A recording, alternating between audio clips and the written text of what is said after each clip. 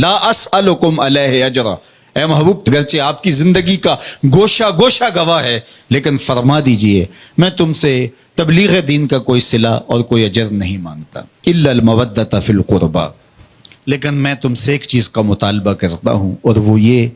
کہ میرے قرابت داروں سے تم نے محبت کرنی ہے۔ اب سوال یہ ہے کہ جب تبلیغ دین کا کوئی صلہ نہیں مانگا تو قرابت داروں سے محبت بھی طلب نہ کی جاتی؟ تو اس کا جواب کسی نے کیا خوبصورت دیا، اس نے کہا کہ جو اہل بیت سے محبت طلب کی گئی ہے،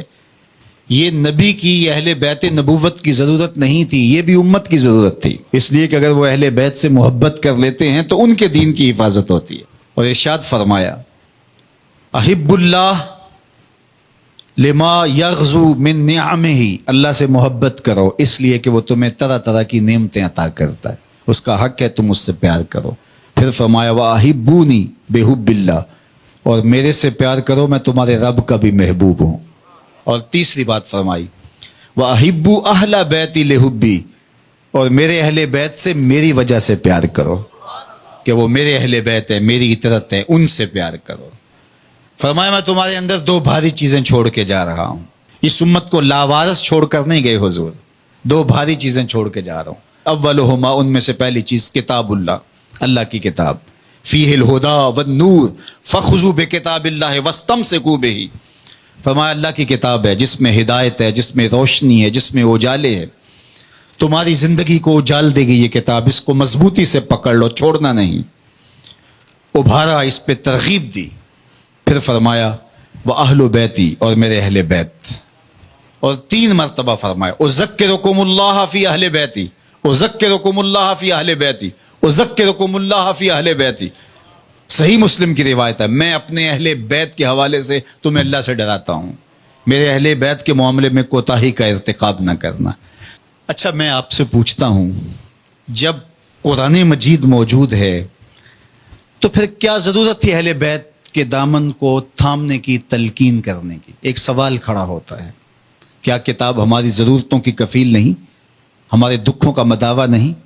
ہمارے درد کا درماں اور ہمارے امراض کا علاج نہیں؟ جب قرآن اتنا کافی ہے، اتنا وافی ہے، ضرورتوں کا اتنا کفیل ہے،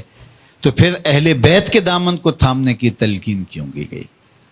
تو اس کا جواب یہ ہے، ایک ہوتا ہے علم، ایک ہوتی ہے اس کی عملی مشق، ایک ہوتی ہے تھیوری، ایک ہوتا ہے اس کا پریکٹیکل۔ اگر اسلام کی تھیوری دیکھنی ہے تو قرآن موجود ہے، اگر پریکٹیکل دیکھنا ہے تو کربلا کے تپتے ہوئے ریگزار میں حسین ابن علی کا کردار موجود ہے۔ دونوں کے دامن کو مضبوطی سے تھام لو، اور فرمایا کہ اگر تم ان دونوں کے دامن پکڑ لیتے ہو، میں محمد ضمانت دیتا ہوں صلی اللہ علیہ وسلم کہ تم گمراہ نہیں ہوگے۔ یار میرے حضور نے تو ضمانت دی کہ ان کو تھام لو تو تم گمراہ نہیں ہوگے، ہم 73 گروہوں میں بٹ گئے، فرقہ فرقہ ہو گئے، میرے حضور نے تو ضمانت دی تھی کہ تم تھام لو گے تو گمراہ نہیں ہوگے، ہم گمراہ کیسے ہو گئے؟ تو صاحب گمراہ اس لیے ہوئے، کسی نے قرآن کو چھوڑ دیا، کسی نے اہل بیت نبوت کے دامن کو چھوڑ دیا، کسی نے قرآن ہاتھ میں اٹھا کر کے دہائی دی یہ قرآن ہے، اور اہل بیت کا نام اس کی طبیعت میں پیچ و تاب پیدا کرتا رہا، اور کسی نے اہل بیت کے نام کی دہائی دی لیکن قرآن کو ترک کر دیا۔ تمہیں مبارک ہو، تمہارے ایک ہاتھ میں قرآن ہے، ایک ہاتھ میں اہل بیت نبوت کا دامن ہے،